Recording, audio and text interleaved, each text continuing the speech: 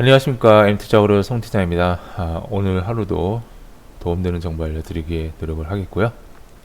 오늘 주요 이슈 제목을 바이든 대중관세 문제 결정할까 라는 제목으로 시작하겠습니다.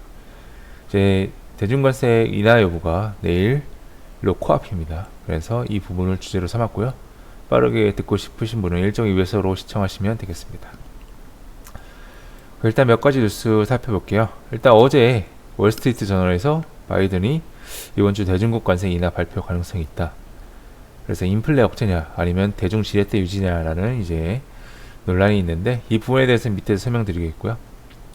러시아가 이제 루안스크를 장악했죠. 우크라이나. 그래서 5분의 1 정도 현재 우크라이나 영토의 5분의 1 정도 이제 차지했는데 이제 특별 군사 작전을 계속하라는 지시가 내려졌다는 이제 러시아발 뉴스입니다. 그래서 전쟁이 계속된다는 것은 이미 미국에서도 이미 전제를 깔고 있습니다. 그리고 독일에서 31년 만에 첫 무역 적자를 기록했고요. 도이체방크 전문가들이 미국의 경기 침체를 내년 말 이전에도 뭐 할 것이다. 근데 이제 독일도 경제 침체인데 자국 내나 잘 전문가 예측을 하면 좋겠네요. 6월 외환무역이 강달러에 넉 달째 감소 중이다. 무역 적자가 계속되니까 우리나라도 아무래도 어쩔 수 없죠. 그리고 정부는 6일날 추가 물가 대책을 발표한다는 소식이고요. 오늘은 에너지 관련 대책을 발표할 예정입니다. 그리고 블룸버그에서 한국 등의 이제 아시아 신흥국 7개국, 뭐 일본이나 대만, 그리고 한국 이런 나라들에서 대규모 자본 유출이 됐다. 하지만 중국은 유입되고 있다. 라는 소식을 포인트 잡으시면 되겠고요. 그래서 유럽 증시는 이렇게 소폭 상승, 독일은 오히려 마이너스로 마감했고요. 그래서 반등 혼조를 보였고요. 전반적으로 세계 증시는 역시 혼조를 보이고 있습니다. 대만의 TSMC는 계속해서 하락을 이어가고 있죠. 네덜란드도 레이 달리오가 이제 ASML 공매도를 치고 있는데 반도체 장비주에 대한 부정적 전망은 계속되고 있습니다. 그리고 브라질 같은 경우도 베일이라는 이제 에너지 회사가 있는데 원자재 회사 이런 회사들도 자꾸 이제 주가가 내려가고 있죠. 그래서 채권 시장은 휴장이었고요. 전반적으로 이제 주식시장 휴장이었기 때문에 이제 휴장이었고 달러 지수가 이제 보합세 강세를 유지하고 있습니다. 원유 가격은 올랐고요.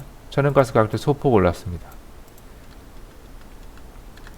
그래서 이제 미 증시가 독립기념일로 휴장이었고 유럽 증시는 이제 소폭 상승을 혼자 마감하는데 이제 무역 대국 독일이 31년 만에 처음으로 무역 적자를 기록했다는 소식이죠.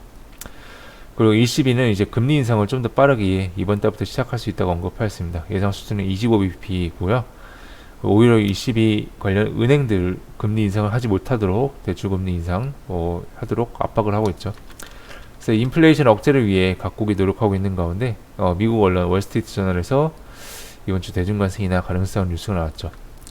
자, 7월 6일과 8월 23일, 9월 24일 날 순차적으로 관세 연장 여부가 이제 결정해야 됩니다. 그래서 이때 페이스 1 리스트 1단계 관세가 부과됐고요. 8월 23일날 리스트 2에 관세가 부과됐고요. 9월 24일부터 리스트 3에 이제 세 번째 관세가 부과되었습니다. 그래서 2018년 이런 이제 트럼프 정부에서 무역 전쟁이 시작됐고요. 이제 조만간 이제 만료일이 코앞에 왔는데 월스트리트 전에 따르면 옐런 재무부 장관과 캐서린 타이 USTR 대표가 첨예하게 대립하고 있다고 합니다. 대중관세 효과가 있느냐 여부와 이제 중국 상대하려면 여러 가지 카드가 있어야 한다는 논리죠. 둘 다 이해할 수 있는 논리고요. 이제 코로나 터지기 전에 2019년 말부터 미중 무역 전쟁으로 인해 미국의 경제 체력이 약화되었다는 징표가 나오기 시작했습니다. 그래서 이제 19년 말부터 주식시장 상승에 한계가 오기 시작했는데 그 와중에 코로나로 인해서 양적 완화를 하였고 미국 경제 거품이 더욱 커졌습니다.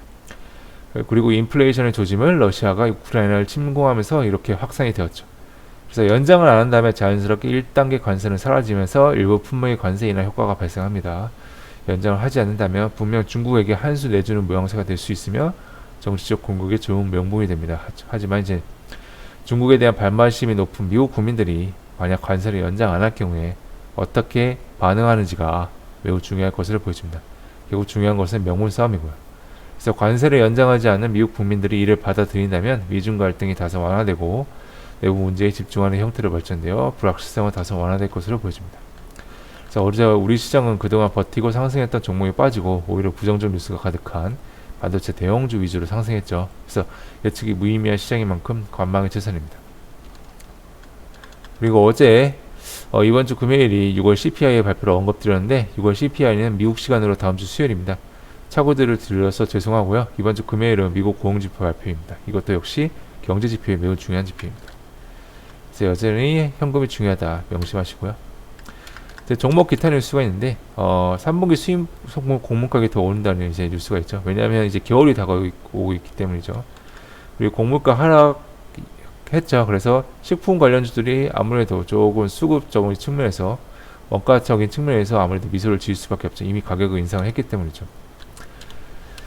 그래서 이제 밀, 선물 등 곡물 선물 가격이 큰 폭으로 하락하였고 특히 파미는 50% 이상 하락했습니다. 그러면 자연스럽게 밀과 파미로 제품을 만드는 국내 라면 업체들이 연상이 되는데 하지만 라면은 국내에서 서민 음식으로 국가의 언제든지 통제 압력을 받을 수 있는 제품이다. 아까 위에서 설명드린 것처럼 당장 6월 내일 물가 관련 추가 발표가 예정되어 있죠. 그래서 구글에서 부가가치를 많이 창출할 수 있는 수출이 중요한데 이 부분에서 우위를 점한 것은 불닭볶음면을 전 세계에 팔고 있는 삼양식품이 우세합니다.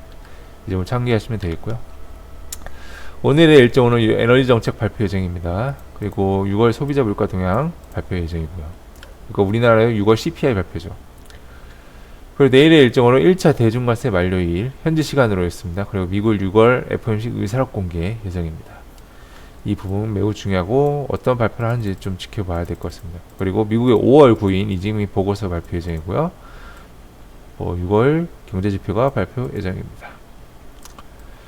네, 이상 마치겠고요. 자세한 기사 내용과 자료를 보고 싶으신 분은 아래 칼럼 주소 확인해 주시면 되겠습니다. 그럼 오늘도 성공 투자하시길 바라겠습니다. 감사합니다.